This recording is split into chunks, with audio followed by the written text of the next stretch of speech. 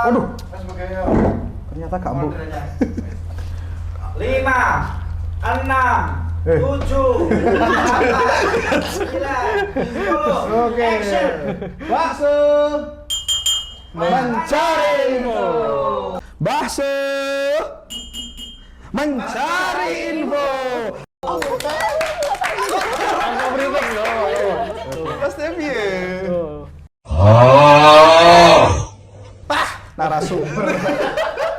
Ramu tublas. Lah maksudnya apa? Harusnya itu nonton YouTube-nya kita dulu. Oke. Baru kita kesini riset. Sorry. Katanya alim ulama. Sorry. Diundang itu ya riset dulu, nonton dulu bakso itu apa gitu loh. Langsung perkenalan, langsung pada bakso kali ini kita kedatangan sebuah ya. Seonggok. Ya, songgok daging bernama dari 3 prodi yang ya mungkin agak mirip-mirip tapi ya beda-beda. Ya jadi mirip atau beda ya itulah tujuannya kita podcast pada hari ini. Oke, sebelum podcast jangan lupa berdoa dulu. Berdoa dulu ya, berdoa mulai. Amin. Alhamdulillah. Oke, Pak Anam. Kira-kira apa ini? Enggak kenalan dulu. Enggak usah udah kenal. Ini Pak Anam, Pak Rizky, Bu Vina. Udah ya. Nah, nanti aja lagi. Pak Anam. Oleh. Gini. Apa namanya? Efek dari dolar sudah mulai tidak digunakan apa, Pak? Jawab. Katanya ekonom. Iya, Pak Anam ini pernah masuk berita artikel di koran. Dia seorang ekonom tulisannya. Iya. Katanya ekonom ditanya dolar gitu loh. Nah, masalahnya dolarnya itu sudah nggak punya kita, makanya Iya. nggak digunakan. Ya sudah, saya tanya ganti gitu kalau gitu. Kalau nggak bisa berusin itu, kita ganti. Namanya siapa, Pak? Nama saya. Ya. Jangan dulu, Pak. Hah? Sebentar. Lengkap aja ya, lengkap ya. Oke. Jadi silakan kenalin nama. Dulu itu S1-nya di mana, S2 di mana, S3 di mana, lalu kenapa kok milih itu, S1 itu, kenapa milih prodi itu, lalu kenapa sekarang berkarir jadi dosen. Oke ya. Nah, Bu Vina dulu. Saya dulu. Ayo. Lumayan kayak gitu. Podcast macam apa sih? Oke teman-teman semua, kenalin saya Vina Sulistianingsih, saya dosen dari Fakultas Pertanian untuk prodi agribisnis. Untuk fakultasnya pertanian tadi udah ya. Kan Ya, kita nawas dulu. terus apa lagi Pak tadi Pak? Aduh, saya juga lupa, Bu. S1 mau apa? Oh, iya. Nah, Pak Rizky gantiin, Pak. Ayo. Ya. Oke. S1 mau apa? S1. Terus kenapa ngambil kuliah itu? Terus S2-nya di mana? Kenapa ngambil jurusan itu dan kenapa sekarang jadi dosen? Oke, jadi dulu S1 saya itu di program Gaji buta. studi agribisnis juga di Fakultas Pertanian Universitas Bengkulu ya. Saya masuk tahun 2000. Bengkulu. Iya, dari Bengkulu saya. Bengkulu itu apanya Semarang ya? Oh Semarang sih Pak, Sumatera Pak. Klub sepak bolanya namanya Persibeng. Persib. Apa itu? Guyu support. Guyu mi. Persib apa yang tahu? Bengkulu. Di Ya, Bengkulu. dari Bengkulu. Saya masuk tahun 2013, kemudian lulus tahun 2017. Saya langsung ngambil S2 waktu itu di universitas yang sama, di Universitas Bengkulu, untuk program studinya manajemen agribisnis. Jadi kenapa saya bisa ngambil agribisnis ya? Waktu awal itu tentunya saya nggak kepikiran banget mau masuk agribisnis. Jadi kepikirannya itu pasti kayak pendidikan gitu ya, kesehatan gitu. Cuman setelah konsultasi sama Om waktu itu. Om. Iya Om. Om. Ini kok jadi cerita ya Pak? Om apa? Om apa? Om itu Pak D. lele, Pak D. Pak D. Om ketemu Paman. Paman. Paman ya, paman ya. Angkel. Enco. Enco. Silakan. Om. Jadi beliau bilang katanya kalau di pertanian mungkin prospeknya beberapa tahun ke depan itu akan bagus gitu. Dan untuk perempuan ya, terutama saya mungkin yang nggak terlalu suka di lapangan, itu lebih bagusnya tuh ngambilnya di agribisnis gitu. Jadi ya kemarin saya ngambil agribisnis. Nah kenapa saya jadi dosen? Karena emang dari awal saya itu cita-citanya tuh pengen jadi dosen Pak. Cita-cita yang mulia. Itu berarti apa anak-anak cita-citamu? Dokter, polisi, dosen, Bu. Sudah begitu. Enggak Pak. Jadi berubah dari awal. Kayaknya kalau anak-anak itu punya cita-citanya dari awal sampai dia punya cita-cita yang benar-benar Terwujud. benar-benar terwujud itu pasti ada tahapan-tahapannya ya, pasti Iya. berbeda-beda gitu. Ya kalau saya dari awal lahir ya sampai sekarang Visioner. Sudah jadi dosen dari awal lahir. pasti beda Pak. Oh, pasti beda. Iya. Iya. Gitu. Gimana kalau kita bahas cita-cita? Boleh. Tadi Pak. budaya. Jadi milioner Pak sekarang cita-citanya. Sekarang jadi milioner? Iya. Wah, keren sekali. Sudah? Sudah? Itu dulu ya. Bengkulu. Bengkulu. S1 Bengkulu, S2 Bengkulu, Iya. S3 Unigoro. Unigoro. Ngajar di Unigoro. S3-nya? Belum? S3-nya belum. Oh, Lagi belum. proses Pak. Oke. Ini Pak Rizky yang mau S3 Harus di lebih lucu Taiwan? loh, lebih lucu loh, Pak. Lebih Enggak. lucu. Enggak tahu. Enggak tahu. Oh, masih belum cita-cita? Belum. Ah, udah. Kenalan dulu lah, Pak. Oke. Assalamualaikum warahmatullahi wabarakatuh. Waalaikumsalam warahmatullahi Perkenalkan, nama saya Muhammad Rizky Agustino. Saya lahir di Kalimantan Timur. Kemudian saya besar di sana sampai S1 di sana. Cita-cita Kok malah cita-cita? Apa ini? Cita-cita dulu saya jadi pembalap, Pak. Oh, pembalap. Jadi pembalap. Waktu SMP, cita-cita saya jadi pembalap. Ngapain di bawah? Gimik dong. Ini ngapain di bawah? Gimik. Pikiran saya itu nggak pembalap ini, tukang cuci mobil. Oke, cita-cita saya dulu SMP pembalap. Nah, Kemudian berubah jadi presiden. Kemudian berubah lagi jadi DPR. Berubah terus, Pak. berubah terus. Karena kondisional, kita harus fleksibel. Fleksibel apa inkonsisten itu? Inkonsisten dan fleksibel. Oke, kemudian S1 saya teknik informatika. Oke. Kemudian saya juga pernah bekerja sambil kuliah dulu. Jadi kuliahnya malam dari jam 7 sampai jam 10. Kerjanya dari jam 7 sampai jam 4 sore. Sampai lulus. Kemudian setelah lulus masih kerja. Kemudian resign, lalu lanjut S2. S2 latar belakangnya aneh. Karena di Kalimantan waktu itu saya merasa sumber daya alam dan sumber daya manusia nggak simbang. Nggak simbang nih. Kita banyak sumber daya alam tapi kok di Kalimantan banyak pekerja orang Jawa ya. Iya. Orang Kalimantan yang kemana nih? Ya kan? Jadinya Jawa? Iya, ke Jawa. Ke Jawa. Jadi dosen. Nah, kemudian saya langsung berpikir secara sederhana, kayaknya aku harus kuliah ngambil jurusan sumber daya manusia. Karena hal yang sepele tadi.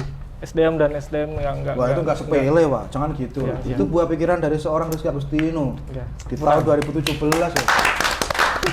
Itu udah, wah, keren sekali itu. Ups. Oke, kemudian akhirnya saya searching, kemudian saya temukan kampus yang menyediakan program studi dengan konsentrasi sumber daya manusia. Yang pertama tuh di UII di ya. Jogja, kemudian ada UGM. UGM. Karena saya adalah kuliah dengan biaya mandiri, yaitu orang tua. Yes. Saya ajukan proposal high debt ya kan. UI atau UGM? GM jadinya. Wes, aku tak UGM.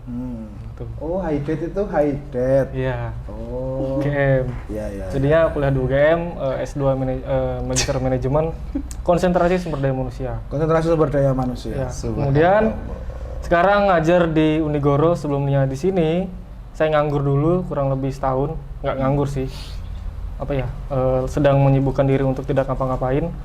Menyibukkan diri untuk tidak ngapa-ngapain. Ya. Kemudian setahun saya kerja di Palembang, Apanya Sumatera Bengkulu? Selatan. Tetangganya. 8 jam lah ya. 8 jam. Iya, sekitar Sekitar 8 jam. Ngajar di sana selama 1 semester di swasta juga. Setelah itu Covid, saya harus balik ke Solo, Jawa Tengah karena orang tua saya di sana. Kemudian di bulan Agustus, scroll IG ada pengumuman Unigoro. Pengumuman dosen Ya, Unigoro.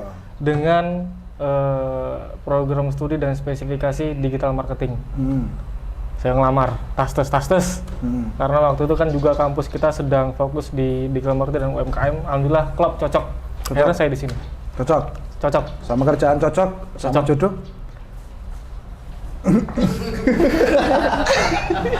Itu loh. Cocok ya kan? Ya, cocok lah ya. Cocok. Cocok lah ya. Kemudian di sini saya yang pertama kali ngajar di teknik industri. Oh. Teknik industri sama Pak Eko. Eko, yang ini. Pak Eko. Eko yang ini. Pak Eko yang ini, Pak Kita yang munculkan ini. Pak Eko lagi ya. 1, 2, 3. Pak Eko. Selain itu saya juga ngajar di pertanian. Ini pertanian. Pertanian. Kita munculkan punya Pak Yusuf gimana? Ya. Ya, oke. 1, 2, 3.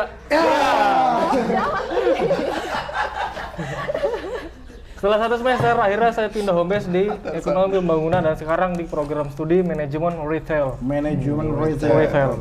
Agribusiness, manajemen Retail. retail. Yang terakhir? Tanya. Wah. Ya. Silakan. Oke. Nah, sudahlah Pak. Langsung aja.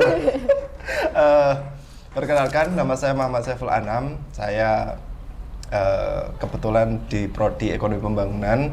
Saya produk asli Unigoro, Mas host yang luar biasa. Tepuk tangan dulu. Wow. Lulus tahun 2015, tapi bukan lulusan terbaik. Wajar. Tapi sebenarnya nggak usah. Nanti di sensor ya, sorry di sensor, sorry. Kelihatan. Bukan lulusan terbaik, tapi nggak tahu kenapa memang Unigoro adalah bagian dari hidup saya. Musik sedih. Oke, lanjut kuliah tahun 2017 di Surabaya di Universitas Dr. Sutomo. Lulus tahun 2017, terus setelah itu, Mulai kuliah 2017, enggak lulus toh. 2017. Kita lulus 2015 S1 dari Unigoro, terus S2-nya di Unitomo Surabaya itu Mulai lulus tahun? tahun 2000. Mulai tahun langsung satset gitu kan. Itu tahun 2017 selesai, terus mulai ngajar di sini tuh asdos dulu Pak. Asdos Allah, dulu. Asdos dulu. Keren. Asdos itu pekerjaan yang diinginkan banyak orang, mulia. Wah, piye to iki? Wah, jan. Wajar nggak berprestasi, ngeluh. Asdos dulu. Asdos dulu sekitar 1,5 tahun lah asdos. Ya. Baru tahun 2019 kita keluar NIDN atau dosen di Universitas Bojonegoro. Terus sekarang alhamdulillah Unigoro itu baik banget ternyata terhadap saya. Dikasih beasiswa untuk kuliah lagi sekarang dan alhamdulillah sudah masuk semester 2 sekarang di Universitas 17 Agustus. 17 Agustus ya, 17 Surabaya. Agustus Surabaya sudah masuk semester 2. Wawasanku luas. Sebenarnya tidak banyak yang perlu saya ceritakan sih karena Pak Rizky kan sudah mewakili saya semua sebenarnya. Hidup Enggak, saya yang mana Pak? Yang mana? Tadi kan cerita saya. Yang nggak berprestasi tadi.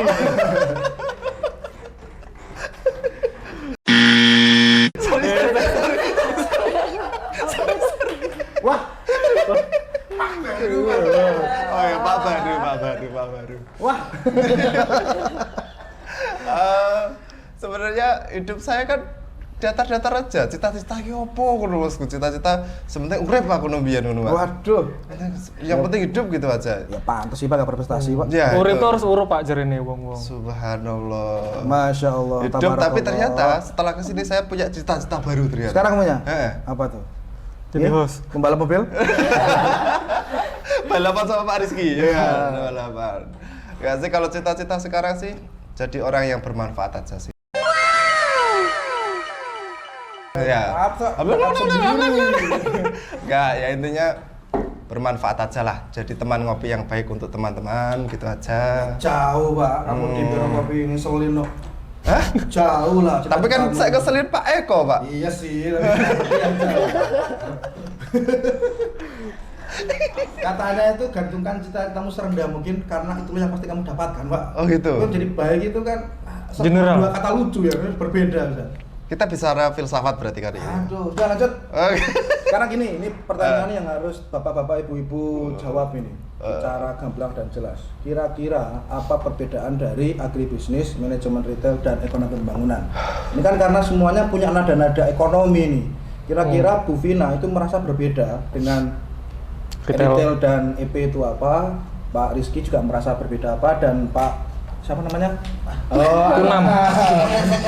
Berbedanya apa dengan beliau berdua ini? Oke, gitu. Sekarang dari Pak Anam dulu lah.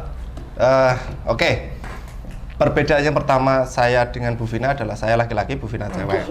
Itu yang pertama. Prodi. Oh, prodi.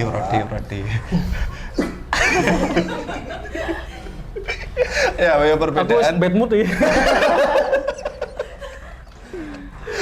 Perbedaannya ya yang kedua itu tadi. Jadi yang kedua adalah kita itu di prodi ekonomi pembangunan itu memang skupnya lebih luas, Pak. Jadi luas itu kita bicara soal perencanaan pembangunan, terus kita bicara soal ekonomi mikro, makro, itu kita cakup semua di situ. Tetapi juga ada satu irisan yang menjadi titik temu antara kami di ekonomi pembangunan, terus di manajemen retail, sama di agribisnis itu adalah kita juga tidak melupakan terkait masalah kemampuan mahasiswa untuk di bidang entrepreneur, di bidang bisnis. Kita juga ada mata kuliah kewirausahaan, ada mata kuliah pengantar bisnis, ada kuliah kelayakan bisnis dan seterusnya itu tadi. Sebetulnya lebih general sih kalau ekonomi pembangunan itu, tetapi concernnya memang di kayak perencanaan pembangunan di sektor-sektor pemerintah seperti itu. Itu yang membedakan. Berarti kalau misalnya ditanya ekonomi pembangunan, kata pembangunan di sana itu bermakna apa pada ekonomi? Ekonominya yang dibangun, orangnya yang dibangun, atau faktor gininya yang dibangun? Nah gimana itu? Dalam sebuah pembangunan, dalam sebuah negara itu kita kenal dengan istilah pertumbuhan ekonomi. Nah, pertumbuhan ekonomi. Nah, untuk mencapai sebuah pertumbuhan ekonomi itu kan pasti akan ada cara-cara yang digunakan, termasuk ada kebijakan moneter lah, ada kebijakan yang lain-lain banyak lah seperti itu. Nah, itu adalah semuanya dipelajari di ekonomi pembangunan. Nah, itu adalah cara-cara agar supaya bagaimana sih membangun sebuah peradaban yang baik dan benar itu. Nah, itu semuanya dipelajari di ekonomi pembangunan. Bagaimana mengatur sebuah negara, ekonomi sebuah negara, mengatur kelembagaan-kelembagaan. Nah, itu yang dipelajari. Serius banget ya? Enggak apa-apa, Pak. Edukasi, kita edukasi juga, Pak. Edukasi, Iya, oke. Pak. Minimal ada isinya lah. Iya, Daging. kan ini bakso daging. Oke. Ini bakso daging. Nah, Daging. silakan Bu Vina. Oke, jadi tadi kalau ditanya bedanya apa agribisnis sama manajemen retail Yang dua ini sama yang ekonomi pembangunan, mungkin kalau di agribisnis itu prodi yang unik ya, karena dia mencakup beberapa mata kuliah yang ada di beberapa fakultas. Contohnya seperti ekonomi pembangunan itu juga ada mata kuliah yang kita ampuh, kemudian manajemen retail itu mungkin juga ada, kemudian akuntansi, ilmu lingkungan juga itu termasuk mata kuliah yang ada di prodi agribisnis. Mungkin bedanya ini kalau di prodi agribisnis sendiri itu lebih fokus ke mengarahkan mahasiswa untuk menjadi seorang entrepreneur. Jadi kalau di agribisnis itu fokusnya adalah usaha atau bisnis pertanian yang memang dilakukan dari belajarnya itu dari hulu ke hilir gitu. Bedanya mungkin dari ekonomi itu ya. Jadi kalau pertanian itu dari Sawah. hulu ke hilirnya, ya. Hulunya Jadi itu sawah. iya sawah. Jadi Katanya pertanian itu gak hanya sawah ya. ya nggak hanya Kebunan. sawah. Jadi pertanian itu banyak Iya. sektornya. Ada Iya, sektor tanaman pangan, hortikultura, kemudian peternakan, perikanan itu juga. Perikanan juga. Iya, Iya, perikanan perikanan termasuk juga. ke agriculture. Itu Bukan saya- bukan peternakan ya? Oh enggak, itu saya tahu itu dari itu Bapak Yusuf. Oh. Ternyata pertanian. Kita putuskan lagi Pak Yusuf. Ya, Ini Pak Yusuf. ini Pak Yusuf. Nah, Ya, tangannya kita berubah rausan. Jadi kata Pak Yusuf itu gitu, awal-awal ketemu sama beliau itu pertanian ternyata tidak hanya sawah. Iya, benar Apalagi Pak. hanya soal slab, jadi tidak. Slab. Jadi lebih luas. Seleb apa ya seleb? Seleb Ya, itu sawah kalau dan padi slab. loh. Yang Oh, ini tadi. oh. Ini kan tidak Gular hanya ya, gular ya. sawah dan apa namanya slab itu yang tugasnya apa? Menggiling. Menggiling. Menggiling. Ya, Menggiling. giling. Ya. Tidak hanya itu, tapi juga Iya. termasuk Perikanan, kolam ikan iya. dan sebagainya. Nah, itu wah. Gitu Kehutanan pun juga termasuk, perkebunan juga termasuk ke pertanian. Jadi sebenarnya juga hulu ke hilirnya, hulunya adalah ya di bidang itu ya. tadi Iya, sawah-sawah. produksinya, kemudian di hulunya ya pemasaran, pengolahan. Sampai ke entrepreneurnya juga wajib di Iya. hilirnya ya. Subhanallah. Masya Allah. Keren ya. Keren. Nah ini loh baru ini. Baru ini. Langsung aja Pak Rizky. Ah udah Pak ya, belum selesai padahal. Pak. Belum Ah, selesai. Lanjut. Enggak bercanda. Jadi pet mood saya nih. Lanjut. Dipermainkan perempuan. Enggak Pak, lanjut jalan. Ayo, Oke, manajemen retail.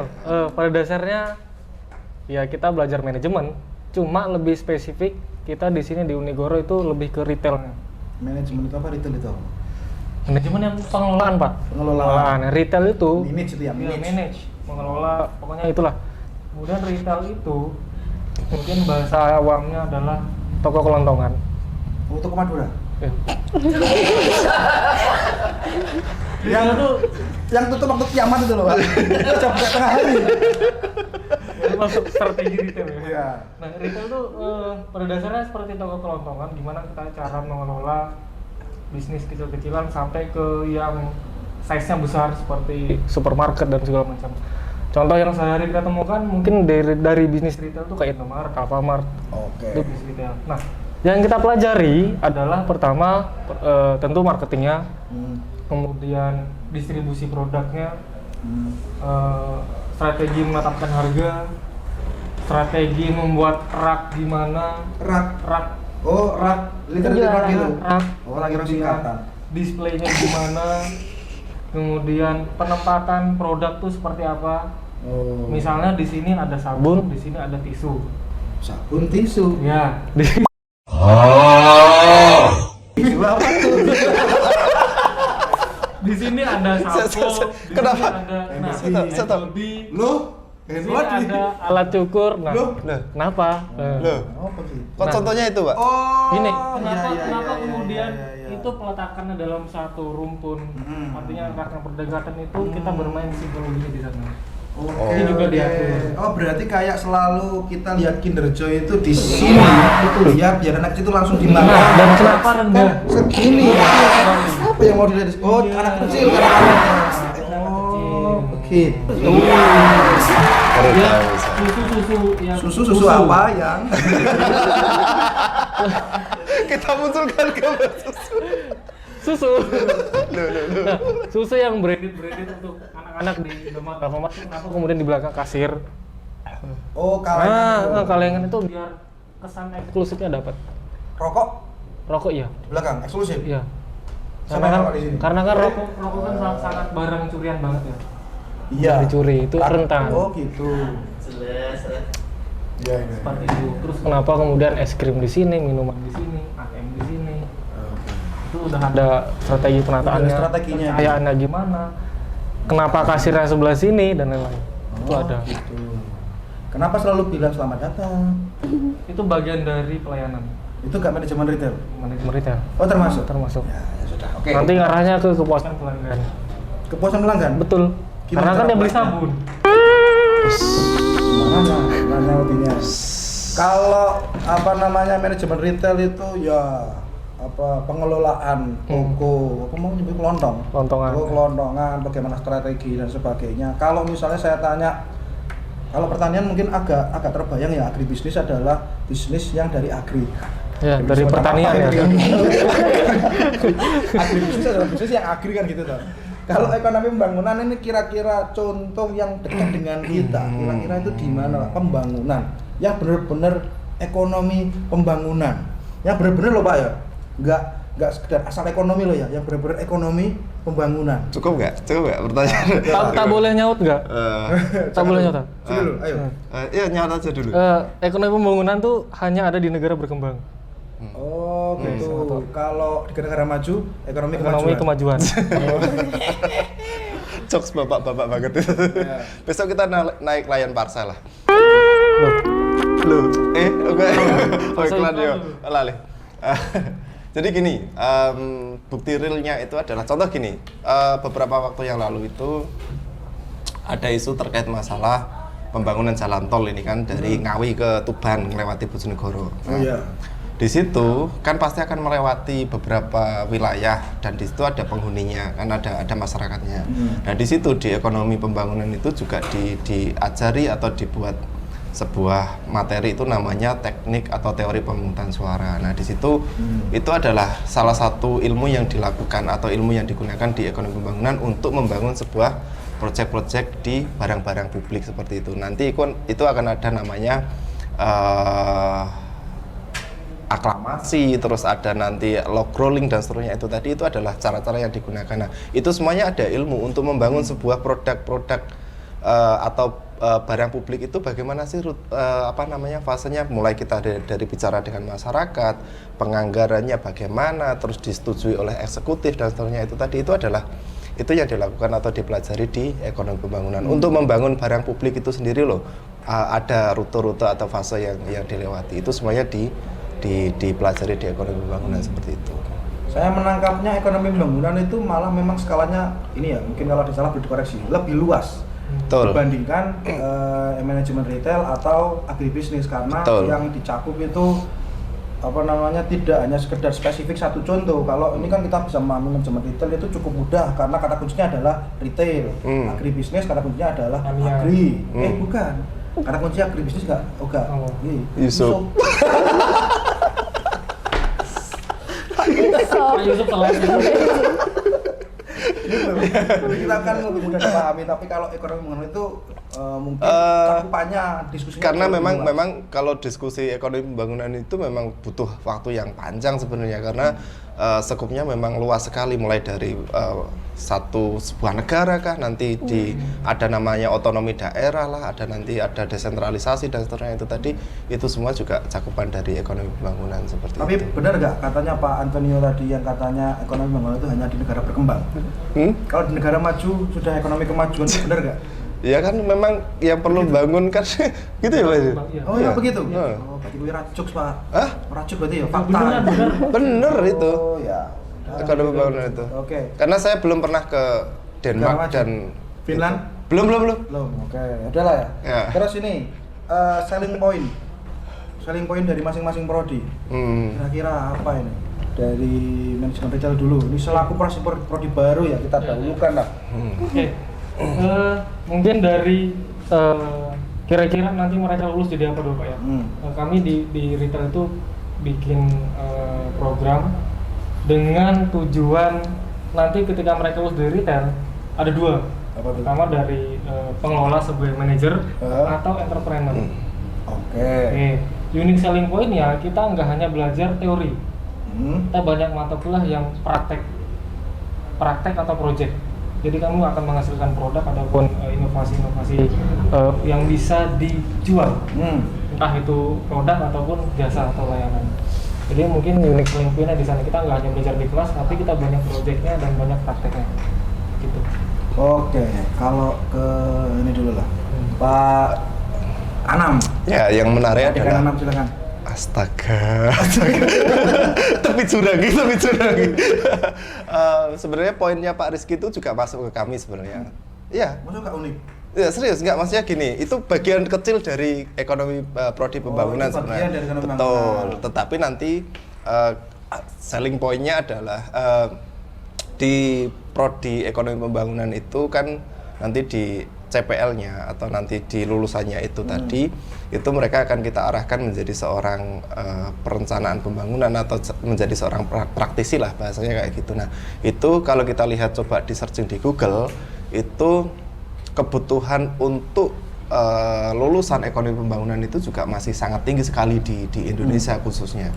Itu adalah yang kita ketahui. Terus yang kedua adalah ilmu di ekonomi pembangunan atau prodi ekonomi pembangunan itu sangat fleksibel, bisa menyesuaikan dengan perubahan zaman seperti itu, sehingga kapanpun atau dimanapun lulusan itu berada, kami yakin mereka dibekali dengan ilmu-ilmu pengetahuan ekonomi yang bisa diadaptasikan terhadap kebutuhan zaman itu sendiri, gitu Pak. Luar biasa. Dia sendiri yang ngomong luar biasa. Iya. Dia sendiri ngomong luar biasa. Kok saya sempat bisa ngomong kayak gitu loh ya, luar biasa. Silakan. Soalnya omongannya biasanya biasa saja. Silakan Bu Vina. Oke, jadi untuk keuntungan nanti teman-teman kalau mau masuk ke prodi agribisnis ada beberapa keuntungan ya. Jadi yang pertama bisa ketemu saya pastinya. Waduh, untung sekali. Nggak, maksudnya SDM-nya ya. SDM-nya jadi bisa ketemu dosen-dosen yang memang punya kompeten apa nih belibet Pak? Yeah. Kompeten di bidangnya. Jadi Yusuf, kalau Pak Yusuf? Oh, kompeten sekali, Pak. Mantap ya. Mantap sekali. Jadi kalau untuk SDM-nya, untuk dosen di prodi agribisnis itu emang rata-rata punya background bisnis gitu. Jadi ada beberapa dosen yang emang punya background bisnis. Jadi teman-teman kalau masuk ke agribisnis nanti bakal kita gembleng bagaimana caranya untuk menjadi seorang entrepreneur. Kemudian yang kedua itu teman-teman bakal dapat mata kuliah yang unik. Maksudnya teman-teman bisa dapat mata kuliah yang nanti misalkan teman-teman mau masuk ke jurusan ekonomi, teman-teman juga bakal dapat di agribisnis dan akuntansi juga. Jadi teman-teman jangan takut salah jurusan gitu. Jadi kan banyak nih teman-teman yang sudah di tengah jalan itu kadang-kadang ini kayaknya aku salah jurusan deh. Jadi kalau masuk prodi agribisnis itu kayaknya bakal meminimalisir karena teman-teman sudah mencakup dapat, semua. Iya mencakup semua tuh mata kuliahnya gitu. Kemudian yang ketiga ini mungkin menjurus ke lulusan ya. Teman-teman nanti setelah lulus itu diharapkan gimana ya? Prodi agribisnis ini, lupa saya ngeblank. Minum. Jadi dari awal tadi yang saya jelaskan ya bahwa prodi agribisnis itu tujuannya adalah membentuk mahasiswa menjadi pribadi entrepreneur gitu. Diharapkan nanti setelah lulus teman-teman punya modal. Jadi untuk entrepreneur itu kan modalnya bukan hanya uang ya Pak ya. Jadi ada kalau mau usaha itu modalnya uang, kemudian ada mindset. Jadi mungkin setelah masuk prodi agribisnis setidaknya mahasiswa itu sudah punya modal mindsetnya. Jadi kalau ibaratkan uang dalam suatu usaha atau satu bangunan itu adalah pondasinya supaya usahanya kuat. Nah, mindset ini adalah lahannya. Jadi kalau mahasiswa belum punya mindset entrepreneur itu nggak mungkin bisa menjalankan usaha karena belum ada dasarnya atau lahannya itu sendiri. Mungkin itu keuntungannya nanti. Jadi teman-teman setelah lulus di prodi agribisnis nggak harus kesusahan cari peluang kerja, tapi malah menciptakan peluang kerja dan memberikan manfaat kepada orang banyak gitu. Itu sih Pak. Kalau prospek kerjanya gitu? Kalau prospek kerjanya untuk agribisnis itu banyak banget. Macul bisa banget. Ngarit bisa juga. Itu ngarit berarti kan ke peternakan ya. Peternakan. Perikanan. Peternakan. Macul tadi di tanaman pangan mungkin ya. Jadi kalau prospeknya sendiri itu bisa bahkan di bank juga bisa ya Pak, karena tadi mata kuliah di agribisnis itu mencakup ekonomi, jadi ada beberapa alumni kita yang memang udah masuk ke bank gitu. Terus perusahaan multinasional itu juga alumni kita sudah ada yang masuk ke Syngenta, kemudian Bayer itu juga sudah ada. Jadi kalau untuk agribisnis sendiri prospek kerjanya itu lebih luas sih, karena banyak ilmu tadi yang diampu. Yang Pak Rizky tadi itu ya, yang dua ada tambahan? Mungkin karena basicnya manajemen, lulusan ini bisa kemana aja Pak. Karena manajemen kan dibutuhkan di semua industri dan bidang, jadi bisa. Amir bisa ya kan manajemen gitu ya. Kemudian tapi harapan kami kan katanya gimana aja, salah satunya manajemen sound. Lah mau kilo, Amir gak butuh manajemen. Penjaga makam itu juga butuh manajemen Pak. Iya toh, kan biasanya manajemen. Kamu dikubur di sini, kamu dikubur di sini gitu kan. Menyalakan sound biar tidak lebih dari berapa desibel, nah itu manajemen.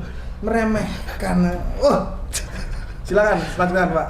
Tapi harapan kami teman-teman yang lulus ini adalah menjadi manajer atau menjadi entrepreneur. Karena kita dari Fakultas Ekonomi yang juga rohnya adalah di entrepreneur. Kemudian kenapa entrepreneur? Karena Indonesia kita perekonomiannya kan sangat besar ditopang sama UMKM, bisnis-bisnis seperti itu Pak. 60% perekonomian Indonesia itu ditopang oleh UMKM, bukan tambang. Oh gitu. Iya dong. Tahu. Kemudian 90% tenaga kerja dari UMKM yang menyerap tenaga kerja 90%. Oh begitu. Nah makanya harapan kami teman-teman yang lulus ini selain punya bekal keilmuan yang cukup di bidang manajemen, tapi juga bisa menjadi pelaku di retail atau menjadi pebisnis lah, wirausaha seperti itu mungkin. Oke, kalau Pak Anam, ayo Pak Anam. Oke, bicara prospek kerja ya tadi. Iya. Prospek kerja sebenarnya sih banyak. Dalam artian banyak itu kayak Pak Rizky lagi tadi. Jadi karena ilmunya adalah fleksibel, maka sebenarnya bisa adaptif di beberapa tempat pekerjaan. Misal ada di akuntan, ada tren analisis, guru, dosen, terus ada financial analisis dan seterusnya itu tadi. Nah, tetapi ngomong ke aku ya. Tapi yang memang benar dalam artian dalam tahun-tahun terakhir ini kalau kita ingin menjadi sebuah negara maju itu kita harus memang benar-benar bagaimana menumbuhkan entrepreneur baru, karena kalau data terakhir itu yang saya tahu adalah entrepreneur kita masih di angka 1,5%, jadi hanya ada 1,5% dari seluruh penduduk Indonesia itu yang menjadi seorang entrepreneur. Kita masih kalah jauh dengan Thailand, apalagi dengan Singapura, apalagi dengan Jepang, yang mereka sudah sampai di angka kalau nggak salah 8% penduduknya itu adalah entrepreneur seperti itu. Nah itu menjadi sebuah cita-cita luhur di ekonomi, khususnya di ekonomi pembangunan dan juga retail, bagaimana caranya untuk membangun sebuah negara dengan menciptakan entrepreneur baru seperti itu. Oke, mantap ini.